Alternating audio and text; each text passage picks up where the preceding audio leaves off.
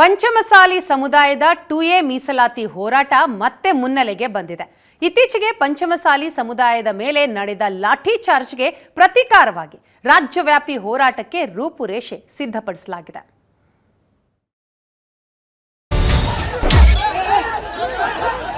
ಕ್ರಾಂತಿ ಮಾಡಲಿಕ್ಕೆ ಸರ್ಕಾರ ಇವತ್ತು ಪರೋಕ್ಷವಾಗಿ ಕಾರಣವಾಗಿದೆ.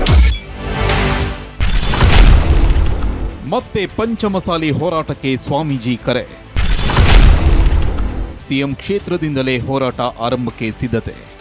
ರಾಜ್ಯದಲ್ಲಿ ಪಂಚಮಸಾಲಿ 2A ಮೀಸಲಾತಿ ಹೋರಾಟ ಮತ್ತೆ ಮುನ್ನೆಲೆಗೆ ಬಂದಿದೆ. ಕೂಡಲ ಸಂಗಮದಲ್ಲಿ ಪಂಚಮಸಾಲಿ ಪೀಠದ ಬಸವಜಯ ಮೃತ್ಯುಂಜಯ ಸ್ವಾಮೀಜಿ ನೇತೃತ್ವದಲ್ಲಿ ಸಭೆ ನಡೆದಿದ್ದು ಮುಂದಿನ ಮೀಸಲಾತಿ ಹೋರಾಟದ ರೂಪುರೇಷೆ ಬಗ್ಗೆ ಚರ್ಚಿಸಲಾಗಿದೆ.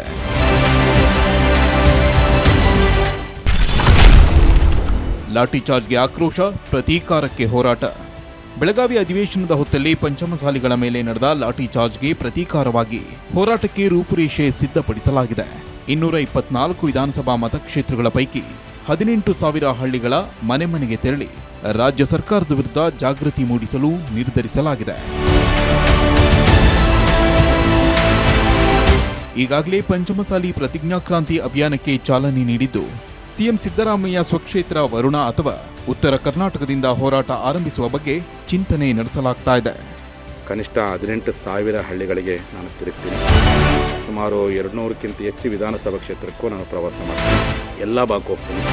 ಜನರಿಗೆ ಸರ್ಕಾರ ನಡೆಸಿಕೊಂಡ ರೀತಿ ಬಗ್ಗೆ ಮನವರಿಕೆ ಮಾಡ್ಕೊಳ್ತೀನಿ.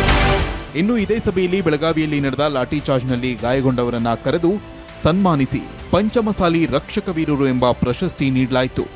ಮೊನ್ನೆ ಬೆಳಗಾವಿ ಫಂಕ್ಷನ್ 2A ಮೀಸಲಾತಿ ಹೋಗಿದ್ದೀವಿ. ಒಳಗೆ ಸಂಘ ಎತ್ತ ತಗೋತವರು ಕೈ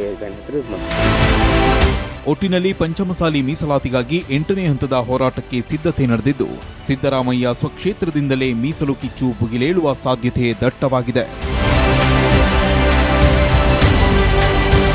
ಮಲ್ಲಿಕಾರ್ಜುನ್ ಹೊಸಮನಿ, ಏಷ್ಯಾನೆಟ್ ಸುವರ್ಣ ನ್ಯೂಸ್, ಬಾಗಲಕೋಟೆ.